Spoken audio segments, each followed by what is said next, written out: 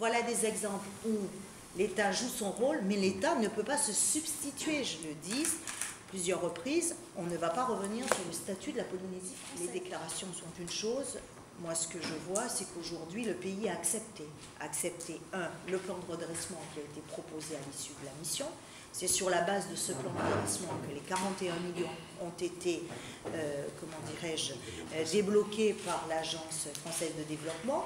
Et aujourd'hui, nous sommes en train de négocier, effectivement, mais le principe en a été arrêté, d'allouer au territoire une dotation exceptionnelle de 50 millions d'euros, qui est en fait une avance remboursable pour lui permettre de réaliser ses investissements, mais toujours avec l'objectif qui est le nôtre, de considérer qu'on veut bien aider le pays, mais il faut aussi que le pays fasse des efforts pour redresser la situation financière, vous ne voulez pas le prêt AFD, très bien, je suis repartie, calmement.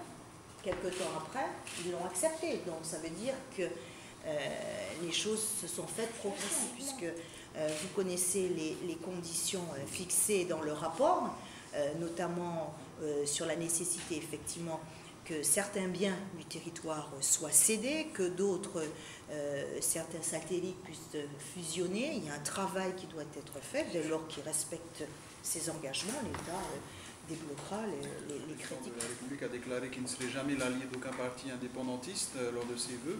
Ça ne met pas quand même un peu de tension avant votre venue en Polynésie par rapport au président? Écoutez, le président de la République n'a dit que ce qu'il dit depuis plusieurs années. Souvenez-vous, il avait employé un terme beaucoup plus fort qui était la ligne rouge. Donc il n'a pas changé. On n'oblige pas le pays. Simplement, je dis très clairement, on ne va pas faire un chèque en blanc. Voilà.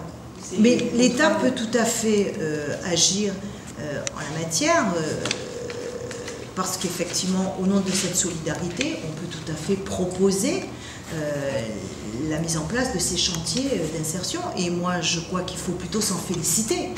Les élus, c'est la population d'un territoire qui décide, dans le cadre de la Constitution, quel est le statut qu'il souhaite au regard de son projet de territoire. Ça ne veut pas dire pour autant qu'on sort de la République. Mais simplement, dès lors qu'on fait ce choix, on assume aussi ce choix. On ne peut pas vouloir le statut de la fonction publique communale. Nous avons bien avancé. Hein. Quand les choses se passent bien, on n'en parle pas. On parle effectivement des difficultés. Qui étaient UMP et puis qui aujourd'hui sont toujours affiliés au Taouéra, mais plus au parti Tata Tawaya qui est affilié aujourd'hui à l'UMP. La situation est quand même compliquée. Les élections législatives, c'est dans 5 mois.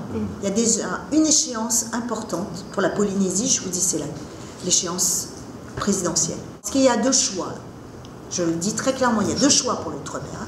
Il y a un choix d'un candidat qui dit très clairement, qui est le candidat PS aujourd'hui, on va faire un contrat de partenariat, on ne voit pas bien, qui s'allie avec des partis indépendantistes, donc on peut se poser la question de l'attachement des territoires au sein de la République. Ce n'est pas neutre, parce que d'un côté, on a un programme qui est lucide, parce que la situation de la France nous oblige à être lucide, et de l'autre, on vend une fois de plus du rêve, avec des promesses qui ne seront jamais tenues, parce qu'on sait pertinemment que ce n'est pas 2 ans après qu'ils seront obligés de revenir en arrière, c'est 2 ou 3 mois après.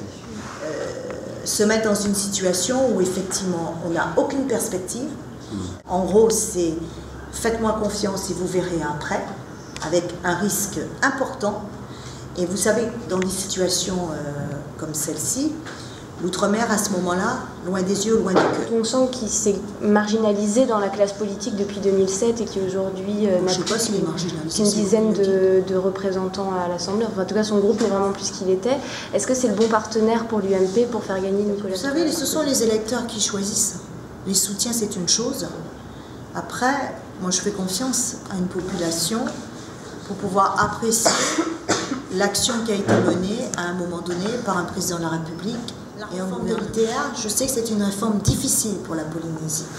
La restructuration des sites de défense, c'est quelque chose de difficile. Mais il fallait aussi faire tout cela, qu'il n'y a pas eu une volonté très forte d'accompagner ce territoire, alors que ce territoire, pour le coup, bénéficiait d'un statut d'autonomie qui aurait permis à l'État de considérer à un moment donné, ça ne relève pas de mon champ de compétences, à charge pour vous de trouver les solutions avec vos autorités locales.